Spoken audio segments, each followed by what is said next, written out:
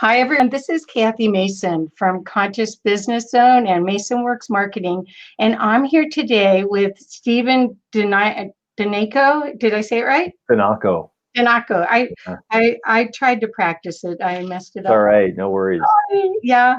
So anyway, Stephen, welcome. And I am so excited to have this conversation here with you today.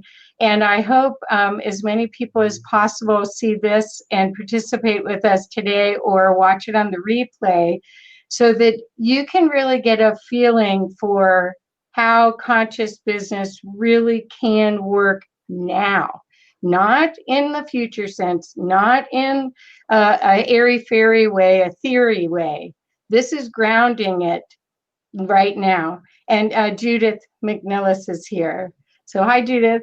So anyway, I wanted to read, if I can, I'll just read a little bit of your bio so everyone here gets an idea, and then we'll ask you one of the penetrating questions Sure. that I have in mind. But so you're a conscious business change agent and ambassador of conscious evolution, which is a big job. So it says, through his work in the conscious business movement, Stephen is co-creator of a new and radical kind of thought leadership, centered in thinking from the heart, then acting accordingly. Stephen believes business is inherently personal because it takes people to operate and support business. Conscious business then is courageously heart-centered and contributes to the evolution and flourishing of humanity. That's exactly where I am too. Thank you so much. So tell us a little bit about what you see going on in the conscious business movement and how you got involved in it, Stephen. Sure. Yeah. So thank you for that, and thank you for having me. Oh, yeah. Thanks for doing this. I want to learn from you. Yeah, I appreciate that. Yeah. So my involvement in conscious business, I actually felt that I was a conscious business person before I had the words for it. Right.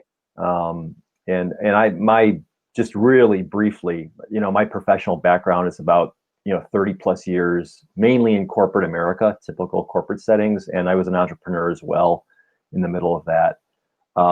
And what I realized, I had a really just powerful leadership experience at one particular company. And this was a thread throughout, but there's just this one particular experience where I came into a group at a bank that was suffering from very poor morale. Oh. And had been for literally like 2 years.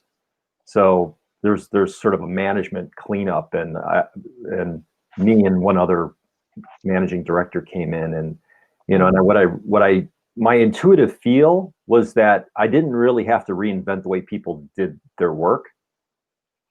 It was really about being present to them and just recognizing them as skilled, talented, lovely, beautiful, powerful people who just needed a leadership presence. Wow. And if I did that and got out of the way, the transformation would happen. And that's exactly what happened. So within 6 months, the whole morale of the team turned around, and it became a very high performing unit in the bank. And it's so deceptively simple that if we can give ourselves credit for just being present, to creating space for people to express themselves, and to be able to share what they're going through, what they're feeling, and just to know that somebody cares. It will take you so far. Right. I mean, it's amazing how people will show up if you can just provide that to them. Yes. So I was a conscious professional for a long, long time, even before I had the words for it. And so that was a lot of my professional experience was based in my intuitive feel about leadership. And I also have a technical background, so I understand how things work, and was able to bring that doing aspect of my nature into the work in my leadership as well. I also have a parallel path in the ministry. Oh. I worked as, or I served as a lay minister in the Unity Church. Going back to when I first found Unity around the year 2000 or so. and had some very significant pastoral experiences as a chaplain, not only just in the Unity Church, but I interned as a hospital chaplain at Rush University Medical Center in Chicago. I was discerning whether ultimately my path was supposed to take me into professional chaplaincy, or am I supposed to stay in the corporate world and try to implement these principles of conscious business.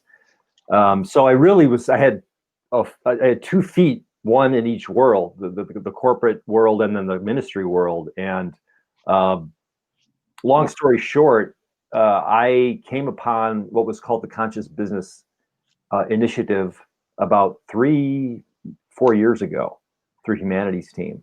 Right. And the Conscious Business Initiative, which is now called the Conscious Business Enterprise Program, is based on the 7 principles of the Conscious Business Declaration. So if so I have a card with it here, but consciousbusinessdeclaration.org is where you can find these. Okay. And when I got referred to that program, I had this aha moment where I realized, well, I don't need to leave my business experience behind in order to serve. Perfect. And it really came to me that, and the declaration provided me with the language of being a conscious business person who could be a servant leader, which I had been doing anyway, but it gave me the language and a context and a container for it. So I was immediately drawn into the whole movement of conscious business. And now, I work with Humanities Team to deliver that program. Yeah, I want to hear more about that program, but I want to share my background is somewhat similar, where I ran the Change Enablement Group for Arthur Andersen out of Denver, and it was Region 6, so it's Denver, Houston, and Dallas was our territory. I was right below partner, and so I had 80 people below me. And we were doing mergers and acquisitions, which is about culture, which is high fear, high stress cultures. And I wasn't as brave as you. I felt, when I hear you talk about this, I'm just wondering what I could have done differently, because I was in the cogs of the wheel. And although I'm highly sensitive and I was aware of people and I tried to nurture them, I did not try to change the system. I tried to fit in, which I was struggling to fit into it. So I really give you kudos that you took on the heroic challenge of this, because the culture is based on fear. It is not based on love. And so I just really appreciate the fact that you saw that early on and that you're continuing with it. So thank you so much. Oh, I appreciate that. Yeah, and I certainly had my moments as well of being part of the system and trying to fit in it, and pretending that I could fit in it.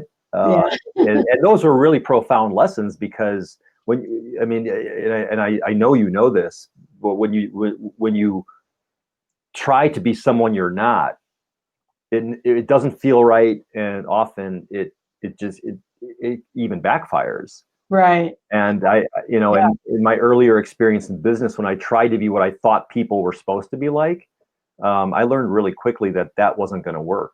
Right. Oh, you can't maintain it because it's a costume. It's a character you're playing, rather than being your authentic self. And everything you teach is about being authentically you, appreciating and coming from the heart, self-love, loving, creating love as a method of communication, which and that's what the other thing when you said that business is inherently personal, I can't agree with you more.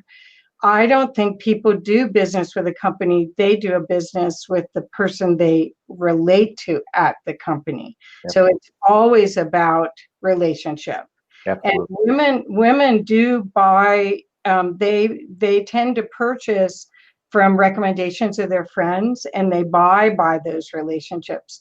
Yeah. And women are the 80% of the consumers for household goods and items. So it's a good business move to help your customer service people or anyone interacting with people on the front line in a personal way, to have them clear their stuff before they interact. Yeah. Because and have you ever read the book Conscious Business, that it talks about cafe gratitude? Is that the Raj Sisodia book? Yeah. Yeah. Yeah. I have, yeah. Well, Cafe Gratitude, they actually put as a line item on their financial statement that they fund for their managers to spend extra time with every single one of the employees and actually mentor them every morning before they go out and work with anyone else. Sure. And it's caused exponential growth. So we know that but it takes a culture to create that. Yeah, of course it does. And so I've been to Cafe Gratitude. Me too. When I've been out in the West Coast, and it's a beautiful place. I highly recommend it as a place to patronize that does conscious business. And you're right. One of the things that drives me crazy is when people will say, "Well, don't take it personal. It's just business."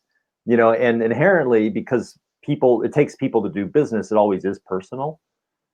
So my challenge in showing up as a conscious business person, and the challenge that I ask people to meditate on, is, can we redefine what it means to take it personally, right? So if we're business people, how can we take business personally that isn't about triggering us, but is about generating and expanding consciousness, right? And to show up in service and to really care about others. I mean, I really think that people are buying your light or / love anyway.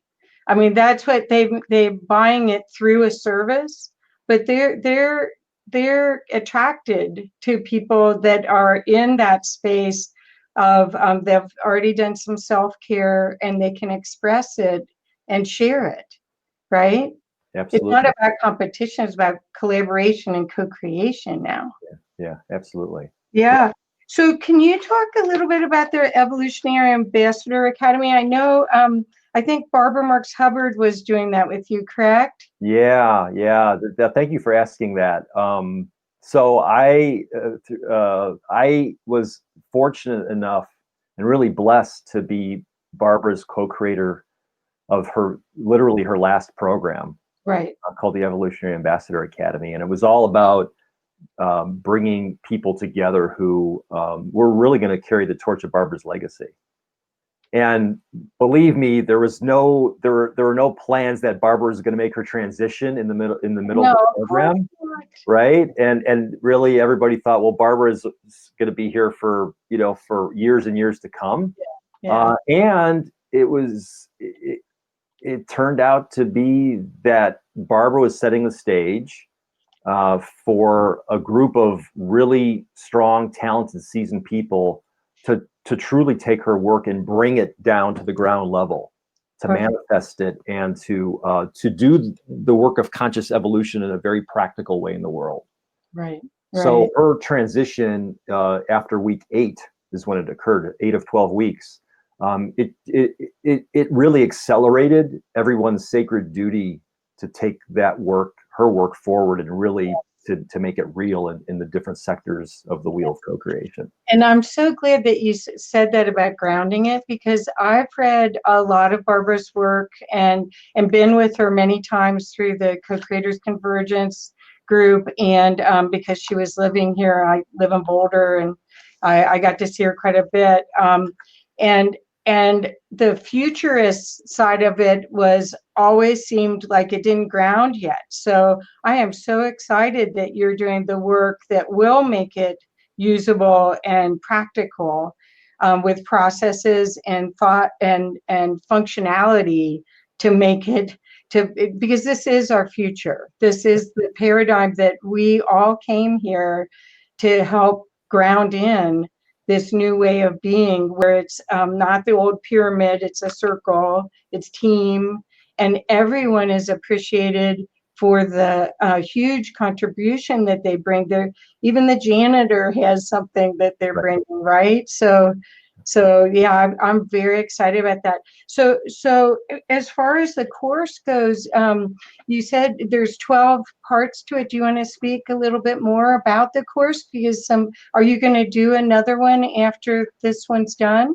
Yeah, that was Barbara's vision, was that the Academy program would continue to expand. So there's really two aspects of it. One is the actual program / course. We didn't like to use the word course, but just for simplicity, there's the course component where we could take all of the content that had been developed, and Barbara had guests on every week to talk about the different sectors of the wheel. Oh, so that all that material has been recorded and it can be reoffered as a program. And then there's the movement aspect of it, where once people have gone through the program and they're feeling the evolutionary impulse to take that work out now into the world, yes. that's coming together as a community. Oh, that sounds fantastic. Yeah, a mutually supportive community. So the way that I see it right now is that that the Academy will continue to expand in some way through the offering of the recorded content, and then if people are seeking that greater community in which and by which to be supported, that we can link them with the alumni. I see. Yeah. Okay. Okay. And then, so I just want you to know, Judith put in, thank you, Judith, put in consciousbusinessdeclaration.org into the comments so people can find that. And then Bob and Noel are here, and they wrote the Co-Creators Convergence was started and is maintained by Barbara's students, and all are welcome. Yeah, beautiful. So they want it. Yeah. I'm a big fan of Co-Creators Convergence too. So how do you see this spreading? Because it really is, I mean, when I helped with Humanities Team's marketing plan back, gosh, I don't know how many years ago, it was 8 years ago, I guess, maybe 7, 8 years ago, it was grassroots. And then part of the plan was to bring in this conscious business, because business leaders touch at least 100 people. Yeah. And they have influence, and they also have the wherewithal to visibly do something rather than just put lip service. Right. And so I'm wondering how you see this spreading, because it could be grassroots, or it could be membership. It could be directories where people only buy from conscious businesses, where there's a conscious investment Right. by the consumer to support these companies like Patagonia. And, some of these companies are already doing it. How do you see it spreading? Yeah, the conscious business movement. Well, one, I'll say that the Evolutionary Ambassador Academy is very much connected to, in of itself as a conscious business. So it's so that, as we know, everything's related. So recognizing that, and there are, like you already mentioned, I think it was Conscious Capitalism was the Raj Sisodia book. So the concept of expanding consciousness in the business realm is out there, not only through the Conscious Business Declaration, but these other different waves of conscious business, like conscious capitalism and like B Corps. Right. So I mean, in my estimation, one really practical, real way for us to support conscious business globally as an idea is to look for B corporations that you can support. Right. Okay. So for instance, like I stopped buying, like a really simple example, I stopped buying plastic toothbrushes, and now I'm buying my toothbrushes that are, bamboo, right, through a company, a B Corp that makes those. And I'm like, so when I go shopping now, I'm really conscious about looking for the B Corp label. It's essentially a B in a circle. right. So in a corporation that's been certified by that entity is committing itself to not only bottom line profit, but also environmental responsibility and social responsibility. Wonderful. So when you support a B Corp, you're supporting a triple bottom line. And that's something you can do as a consumer right now. Right. Well, I would love, at some point, we don't have to do it today, but I'd love another discussion about how to spread it, because I have some kooky ideas that might work, but But, but I do think, I mean, there's been people in my business. There's a guy named Ken MacArthur who wrote a book called Impact, and it was I think I got it in 2008. And he right now is doing a crowdfunder for a movie that he's created. But his book was all about how do you have impact so you can change the world. yeah. So, I mean, there's people out there that have pieces of this puzzle that if we could all mesh them together, it could really increase the speed of it all landing, that I'm excited about. Judith wrote in here, programs.humanitiesteam.org. Is that the link to find out more about Conscious Business, your program? Yeah, so there's actually, there's another link as well, which is just simply cbenterprise Okay. .com, which actually is a link to the Conscious Business Enterprise program page. Okay, so I'll put that in the comments. Yeah. Okay, when we're done, because if I do that now, I get kicked out of here. Gotcha. So I'm not going to do it right now. Okay, so the next thing I wanted to ask you about is, because I there's so much we could talk about. I just love what you're doing. Thank you. Is your book, The SelfAware Lover. Yeah. Okay, so and that is part of your coaching model and your offerings and products and services that you have. Right. So could you talk about your book? I haven't gotten to read it yet. So it's called The SelfAware Lover. Yeah. The premise is, and my motivation or inspiration behind writing it is that that humanity has come to the point where it's time for us to love radically. Is really the premise, and to fully embrace all aspects of what it means to love. Because in our Western culture, so much we equate love with romantic love only, right? And in our full expressive selves in all aspects of life, whether it's work, relationship, the world, even with ourselves, just being present to ourselves.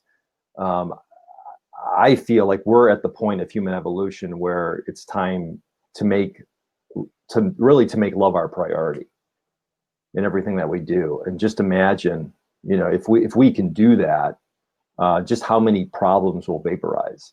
Right. And that's really the premise of the book. And I go through my own story of just my own experiences of that in different areas of my life. I mean, I talk about a little bit about my hospital chaplaincy and where I've experienced love being expressed at that powerful level through some significant experiences. I talk about it even, I go back as far as when I was in high school, and I experienced a teammate standing up to a coach who was not acting very consciously and on behalf of another teammate. And so, and then I talk about my own journey. Like I've got my own struggles, of like feeling really alone and wondering if I could survive that, and how I found community and just being open to the love that was being expressed, that taught me it was okay to not only love myself, but then be loving towards others. And again, this is in a universal way, not just the romantic way. Right. And that's always the fear, is that there's so many obstacles in corporate America to using those words, because they assume the romantic side. They automatically go to that instead of what about operating procedure is, am I in my heart? Right. And work from there. But what do you think about the heart, the heart that's in the front and the back, the back chakra? Because that seems to be the next level up. Is you can have your heart open and beam out love from your heart and from your word, from your voice, and from your heart.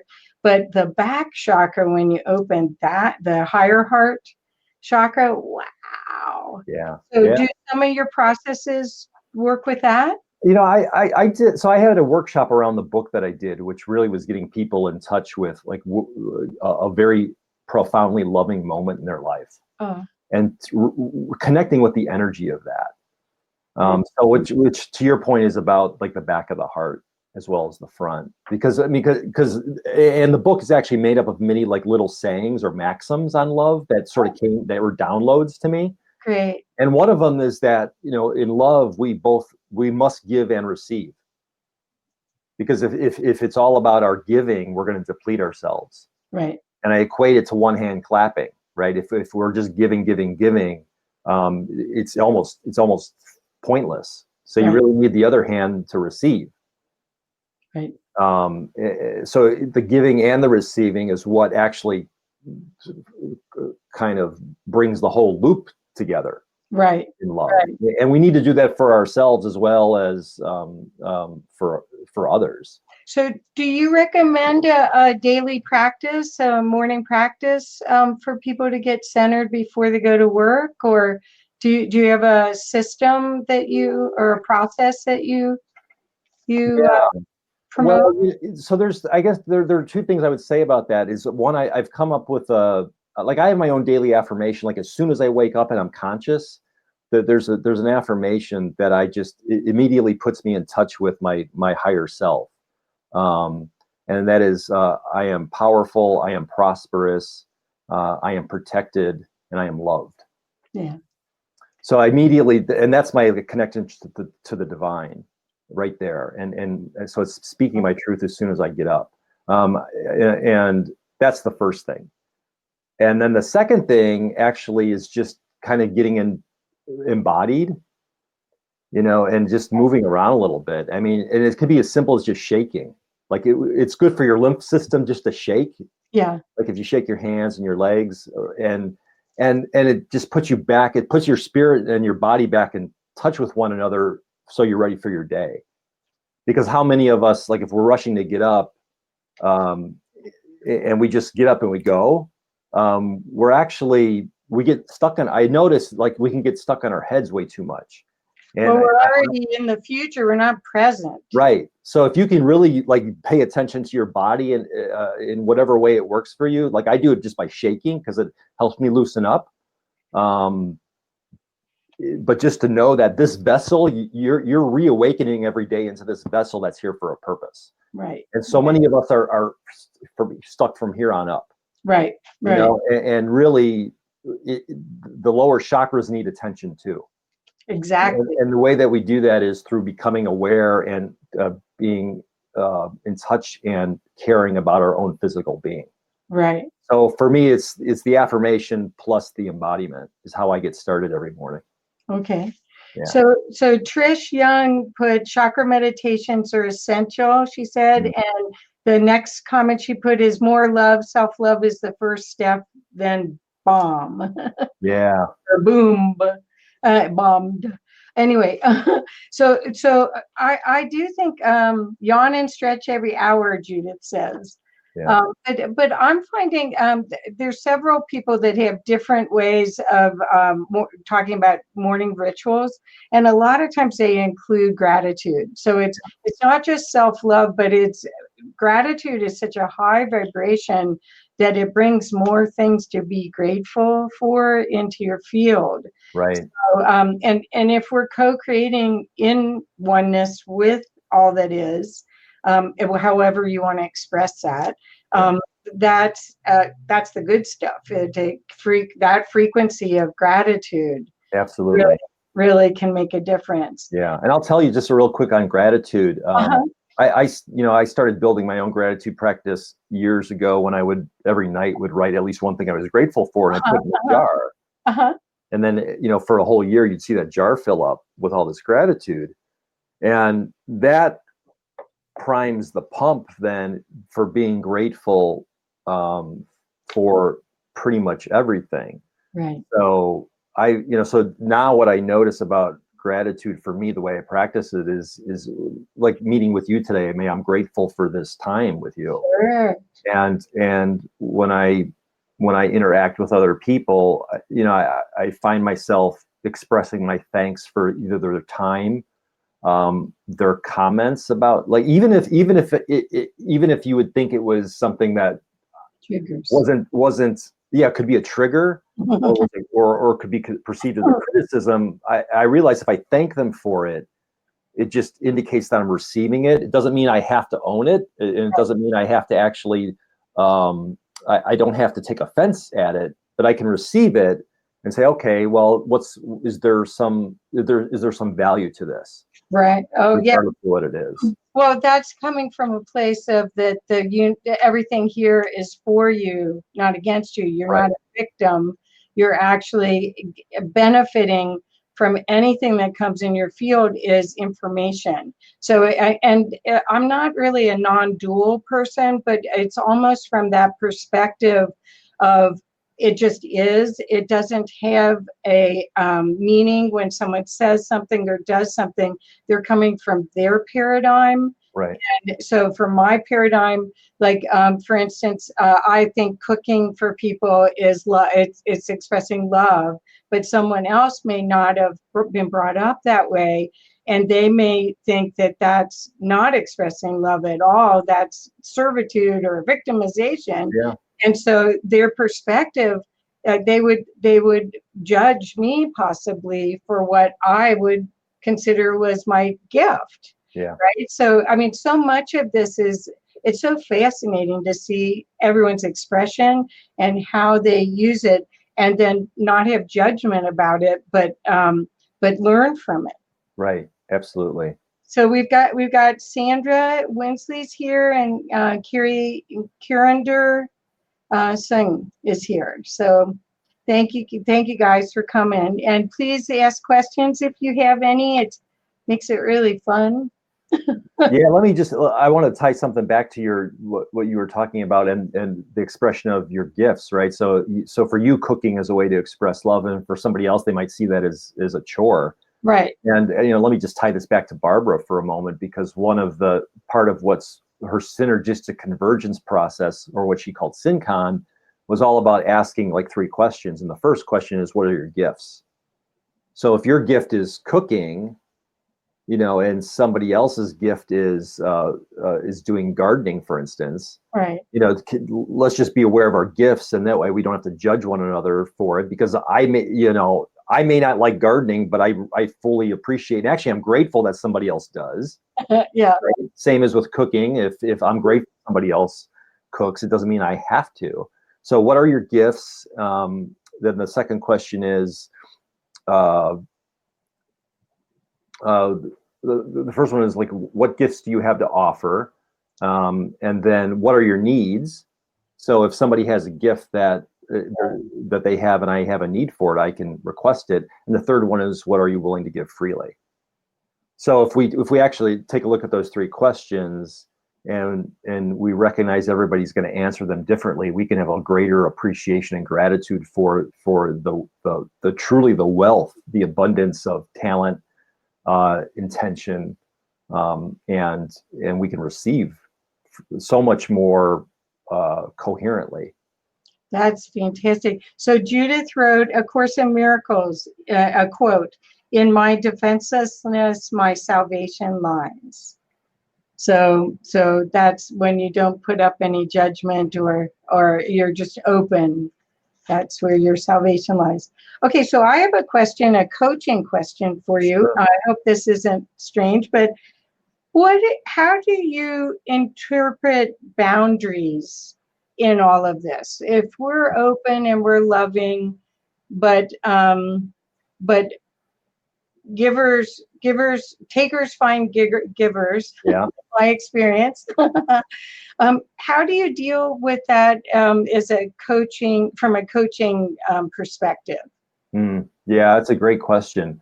I think a lot of it has to do with clarity and authentic expression of who we are as coaches, if that's who we are.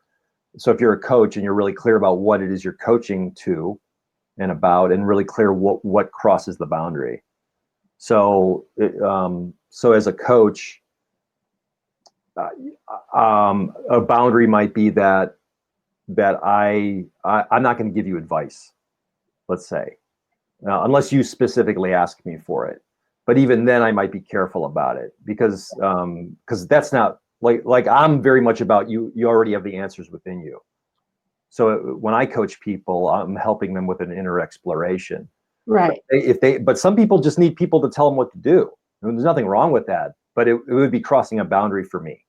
And if I'm very clear about that, so to me, it's just being explicit about what my boundaries are. So that's the difference between consulting. When people buy my time as a consultant, they want me to give them the answer. But when they buy my time as a coach, they want me to ask them the questions so they can, I got it. Because ultimately, even anyway, I always am just reflecting their divinity back to them anyway. Absolutely. They've got it. They may not see it though. Absolutely. Right? Yep. So great. So the reason why I asked the boundaries is it seems like that's one of my lessons. I love giving. I love giving. And so that's, the thing is figuring out what's in service to myself and others. That's all. Well, and I'm that way too. And I'll tell you, there's so just a really quick story on that. There's somebody that I'm working with that I know in my hometown where I'm at in Valparaiso, Indiana. And there is so much that he actually wants from me, this person, that this is the other thing about being clear.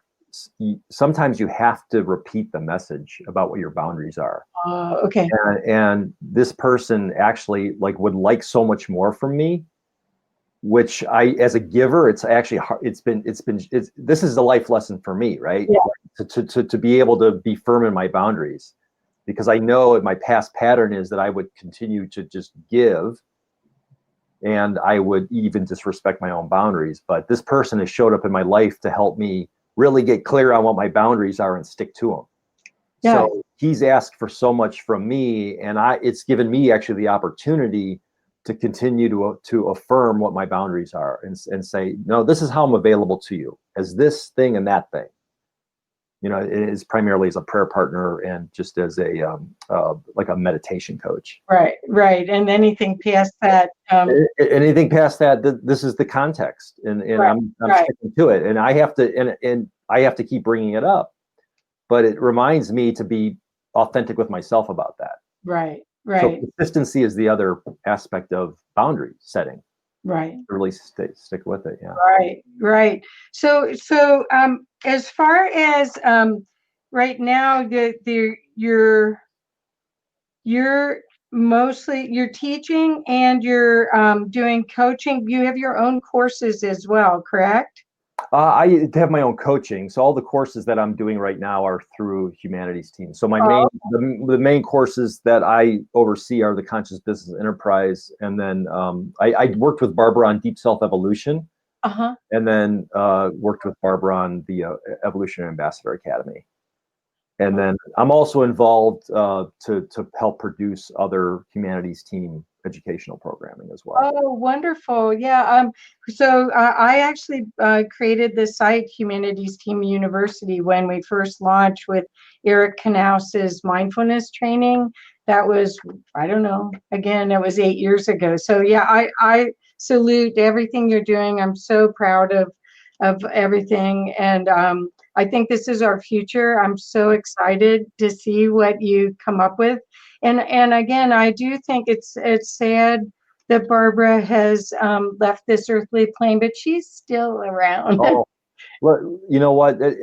Thank you for just saying that, because there are so, even beyond the ambassadors that are in the current program. Yeah, there have been the ambassadors plus so many people who have contacted me to say that they feel Barbara's presence so much now. That and my interpretation is that she chose to transition at this time, one, to quicken conscious evolution,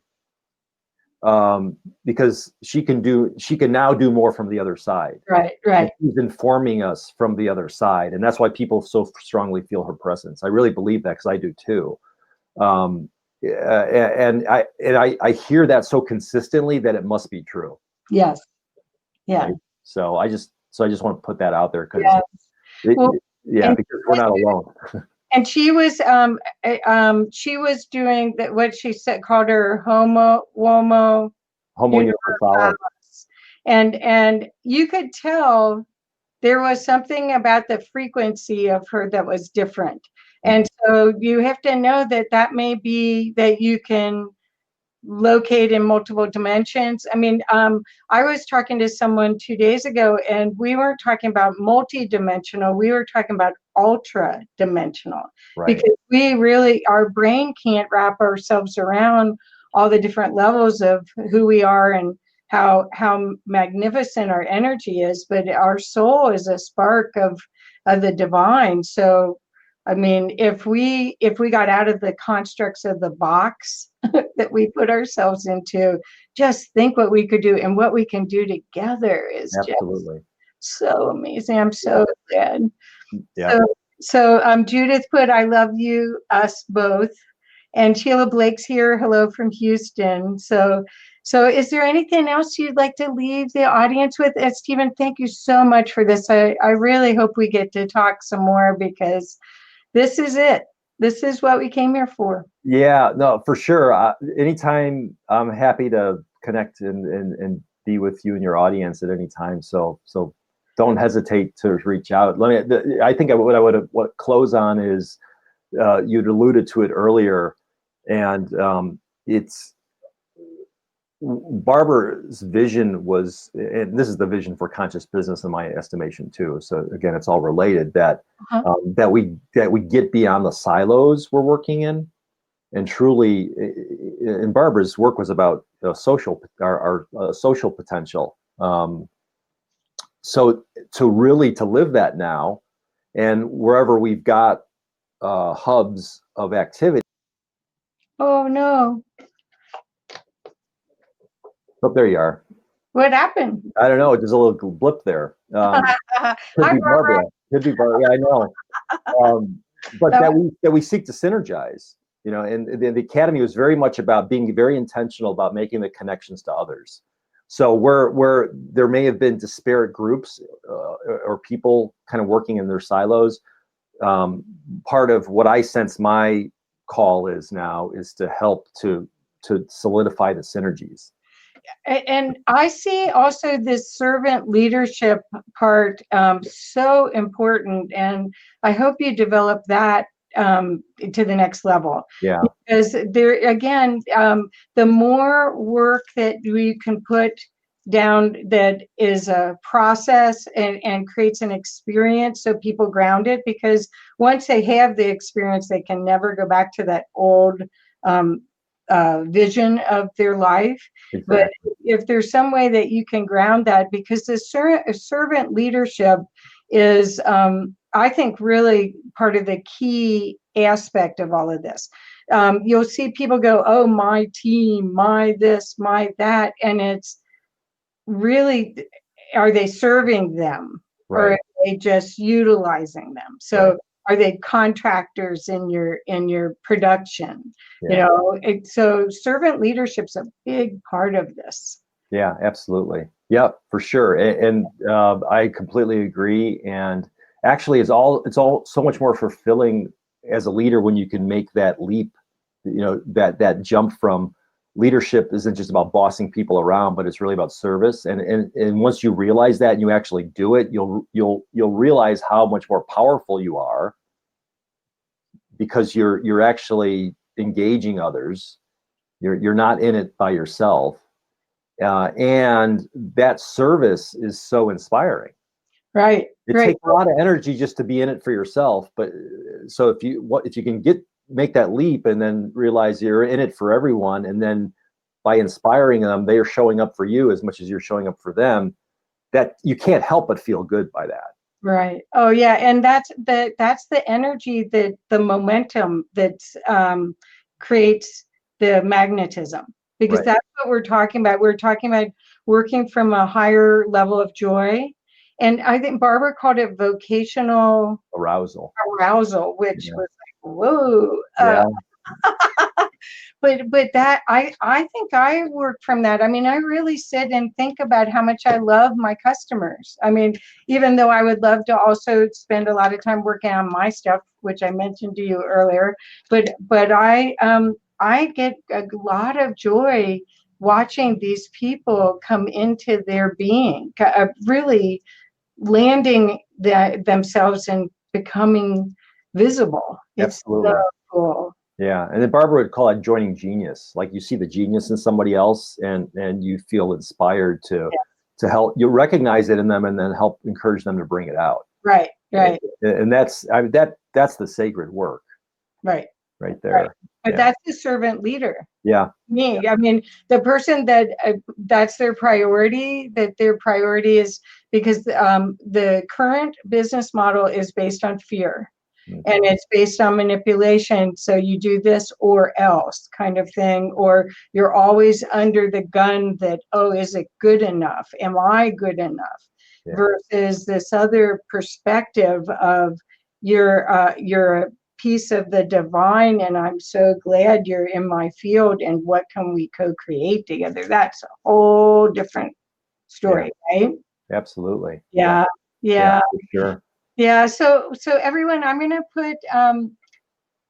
put Stephen's website up again, and we'll have some links in the comments and in the information. Please pass this around if you feel that other people could benefit from this. I think it's quite remarkable.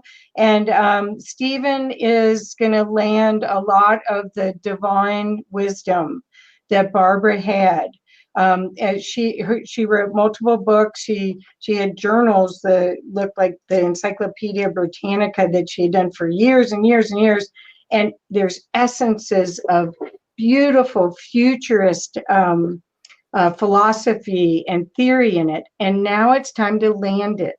So I am so glad that you're doing the work, Stephen. Thank you so much. And I hope my audience will contact you and get to learn more from you, because we need more teachers like you.